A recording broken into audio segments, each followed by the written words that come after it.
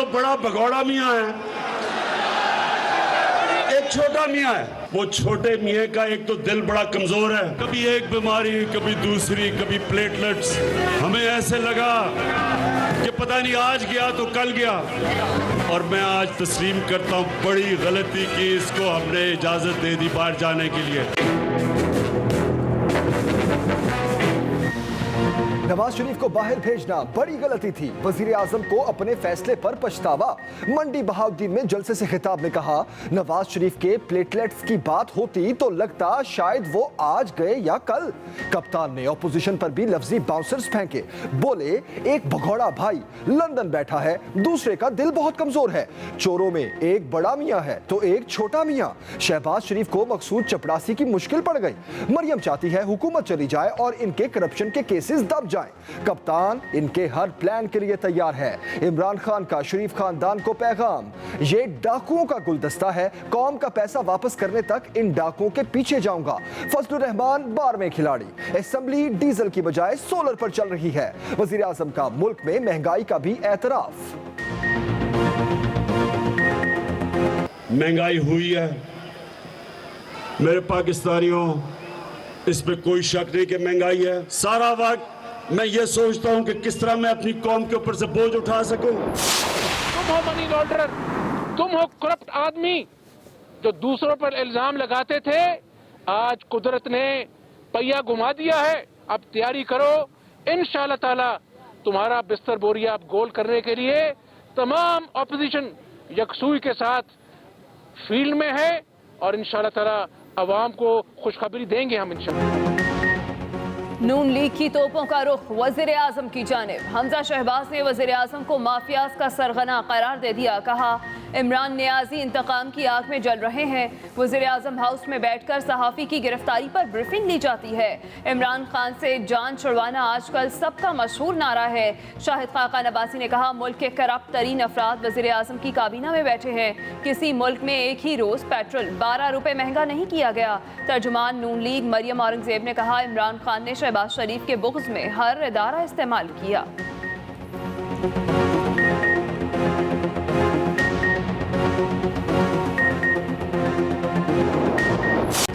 Money laundering case Shahbaz शरीफ और हमजा शहबाज पर फर्द जुर्म न लग सकी। अबूरी जमानत में 28 फरवरी तक तौसील। कमरा अदालत में FIA और शहबाज शरीफ के वकला में तर्क कलामी। अदालत ने फरीकैन के वकला को आपस में बहस से रोक दिया। वकील FIA ने कहा, इन्हें बताएं अदालत का क्या डेकोरम होता है। अतः तारड़ ने जवाब दिया, आप हमें डेकोरम न सिखाएं, ये आप कैसे बात कर रहे हैं। शहबाज शरीफ के वकला का चालान की वाज़ेह कॉपियां फराहम करने का मुतालबा। FIA प्रोसिक्यूटर ने कहा, एक मरतबा तसल्ली से बता दें कि कौन कौन सी कॉपियां साफ नहीं हैं। ये एक एक कतरा करके एतराज़ात उठाएंगे। अदालत ने FIA को चालान की साफ कॉपियां फराहम करने की हिदायत कर दी।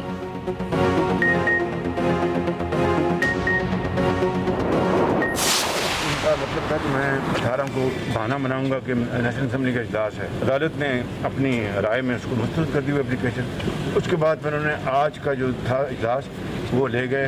अपना मंडे था कि मैं आज वहाँ पर हाजिर हूँ। करप्शन साबित कर दें तो कौम से मुआफी मांग लूंगा, शहबाज शरीफ का चैलेंज।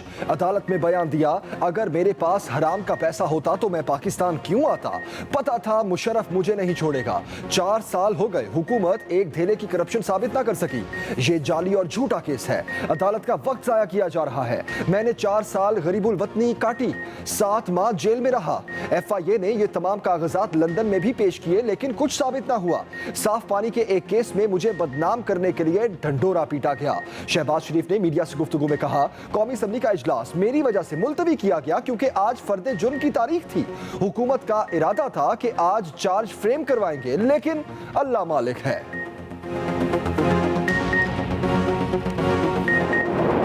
अदम एतमाद लेके आएंगे कि मुंह और मसूर की दाल। इनके ऊपर अदम एतमाद वाली क्या बात है। इनके घर वाले इनके ऊपर एतमाद नहीं करते।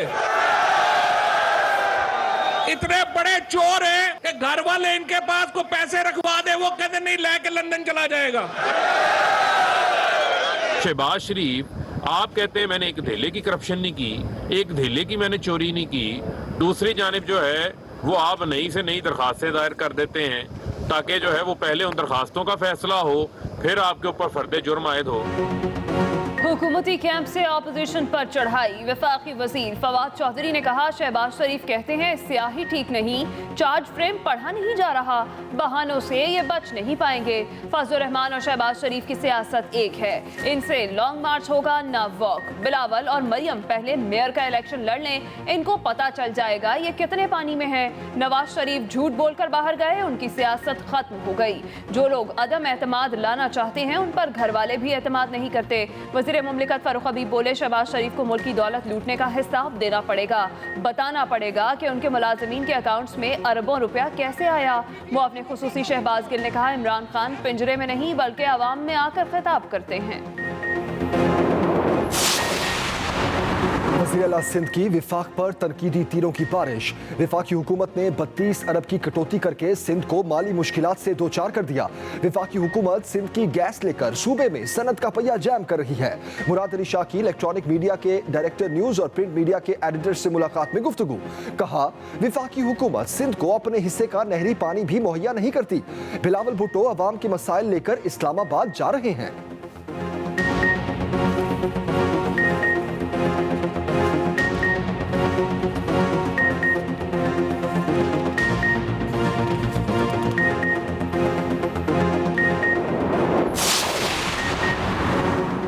वफाकी वजीर अली जैदी की पीपल्स पार्टी पर लफ्जी गोलाबारी। हैदराबाद में मीडिया से गुफ्तगू में कहा, जरदारी माफिया के होते हुए सिंध तरक्की नहीं कर सकता। जरदारी माफिया पाकिस्तान के मफाद के खिलाफ काम कर रहा है। सिंध पुलिस प्राइवेट आर्मी बनी हुई है। IG सिंध बिलावल हाउस से डिक्टेशन ले रहे हैं। जुल्म के निजाम के खिलाफ पूरे सिंध में निकल रहे हैं।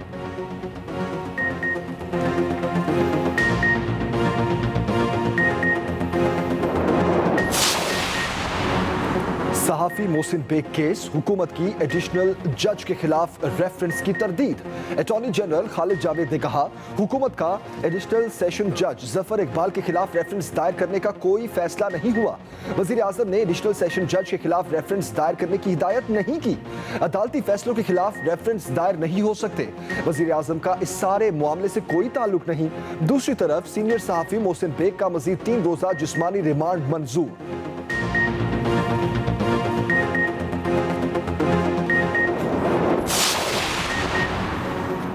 सीनियर सहाफी मोहसिन बेग के खिलाफ दहशतगर्दी का मुकदमा खारिज करने की इस्तदा मुस्तरद। चीफ जस्टिस अतर मिनल्लाह ने दौरान समाअत कहा, कोई और शख्स मुकदमा खारिज करने की दरख्वास्त नहीं दे सकता। ये पिटिशन मुल्जिम की जानिब से दायर नहीं की गई, इसलिए नहीं सुन सकते। वकील ने कहा, इस अदालत के मातहत जज के खिलाफ कार्रवाई का फैसला किया गया है। चीफ जस्टिस अतर मिनल्लाह ने रिमार्क्स दिए, किसी जज को धमकी दी जा सकती है, ना डराया जा सकता है। IG इस्लामाबाद से पीर तक रिपोर्ट तलब कर ली। सीनियर सहाफी मोहसिन बेग को वकील तक रसाई देने की भी हिदायत।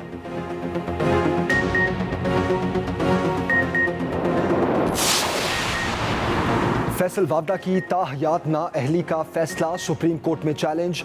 इलेक्शन कमीशन और हाई कोर्ट के फैसलों के खिलाफ अपील दायर। अपील में कहा गया, इलेक्शन कमीशन को ताहयात नाअहल करने का इख्तियार नहीं था। Election commission Majaz court of law नहीं। इस्लामाबाद हाई कोर्ट ने उजलत में अपील खारिज की। इलेक्शन कमीशन का नाअहली का फैसला कलअदम करार देकर सेनेटर के ओहदे पर बहाल किया जाए।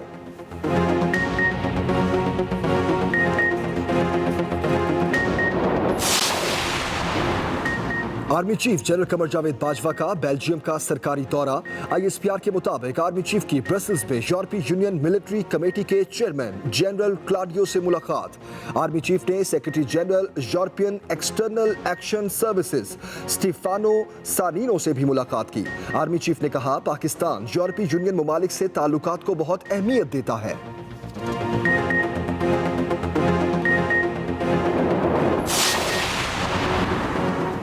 मुल्क में महंगाई का तूफान, हर कोई परेशान। पेट्रोलियम कीमतों में इजाफे के आफ्टर शॉक्स आने लगे। मुल्क में 28 अशियाए ज़रूरिया मजीद महंगी हो गई। दूध, दही, खुश्क दूध, आटा, आग जलाने वाली लकड़ी महंगी हो गई। चावल, चाय की पत्ती, सरसों का तेल, टमाटर, चिकन, लहसुन, मटन, बीफ भी महंगा हो गया। खाने पकाने का घी, दाल चना, दाल मसूर, टॉयलेट सोप, कपड़े भी गरीब की पहुंच से दूर। सालाना बुनियादों पर महंगाई की शरह में इजाफा 18.09% तक पहुंच गया। वफाकी इदारा शुमारियात ने महंगाई की हफ्तावार रिपोर्ट जारी कर दी। जमात इस्लामी हुकूमत के खिलाफ इन एक्शन। 101 शहरों में एहतजाज। गुजरांवाला के जीटी रोड पर महंगाई के खिलाफ मरकजी धरना दे दिया।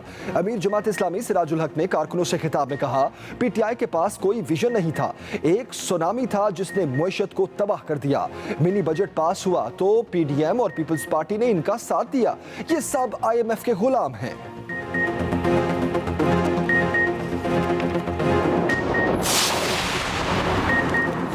अदम एतमाद की बातें करने वाले शौक पूरा कर लें, इस बार भी शर्मिंदगी के सिवा कुछ हाथ नहीं आएगा। वज़ीर आला पंजाब उस्मान बुज़दार कहते हैं, जो गरजते हैं वो बरसते नहीं। ऑपोजिशन ने अपने दौर में अवाम के लिए कुछ नहीं किया। पीटीआई मुत्तहद और हुकूमत पहले से ज्यादा मजबूत है। अदम एतमाद नंबर गेम है और पीटीआई को सबकत हासिल है।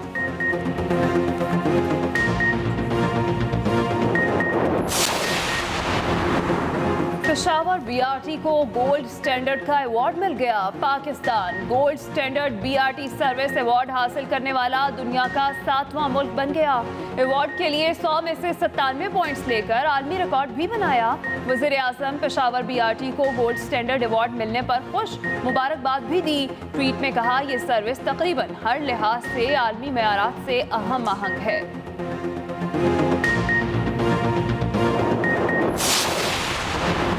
सानेहा समझौता एक्सप्रेस के 15 साल, भारतीय नासिमुल उमूर की दफ्तर खारजा तलबी। साने के मुतासरीन को इंसाफ की फराहमी का मुतालबा। भारत दहशतगर्दी को बतौर रियासती हथियार इस्तेमाल करना बंद करे, पाकिस्तान का दो टोक मौक़िफ़। तर्जुमान दफ्तर खारजा आसिम इफ्तिखार ने कहा, आज समझौता एक्सप्रेस साने को 15 साल हो चुके। भारत इस घिनौने साने के मुल्जिमान को कटहरे में लाने और मुतासरीन को इंसाफ फराहम करने में नाकाम रहा। बीजेपी की क़यादत में भारत की हुकूमत दहशतगर्दों की खुली हामी है।